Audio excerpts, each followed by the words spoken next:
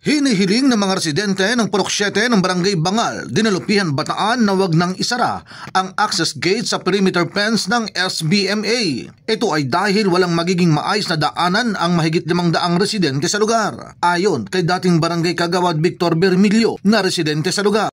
Nananawagan po kami sa aming mahal na Kapitan Antonio Espega na sana gabayan nyo kami kung saan at kung paano namin mailalapit yung aming problema sa inyo. Sana po matulungan ninyo kami. Ang dadaanan po ba ng mga taga Purok 7 ay ligtas po sa dadaan. Madilim po yung dinadaanan namin. Kung pong mahirap, hindi po namin siguradong aming kaligtasan sa aming dadaanan. Ay naman kay Barangay Captain Antonio Pega. Plano po talaga dyan. Problema po namin yan, matagal na po eh. Kaya nakiusap na po ako dyan sa pamunuan ng SBMA, nag-meeting na kami. Yung nga, pinagbigyan po kami ng una. Pero itong huli, nagkuhan naman sila na magsasara. Kasi nga sa maraming violation na nakikita nila. Ang SBMA naman po may sariling batas.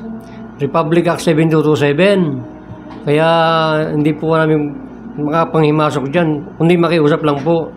Pag pinagbigyan, salamat. Pag hindi, wala po kami magagawa. Sagot ni Deputy Administrator for Corporate Communication Army Llamas ng SBMA. Actually, ang basis nun talaga siyempre, yung marami kasing incident reports ng criminality. Hindi ko siya igagawing specific at medyo nakakatakot din siya. Maraming cases kasi ng criminality na siyempre iniingatan din naman natin yung ng ating mga locators, di ba? Sila na nga mismo ang nagre-report nga na maraming incidents din ng theft. Galing na rin sa intel reports from the Office of the Mayor. Siyempre may mga tao yan eh. Tapos yun nga, nagiging daanan din yun ng mga drug dealers. In the heart of changing lives, ako si Brigada Jeff Valdez ng 93.5 Brigada News FM Olongapo City, The Music News Authority.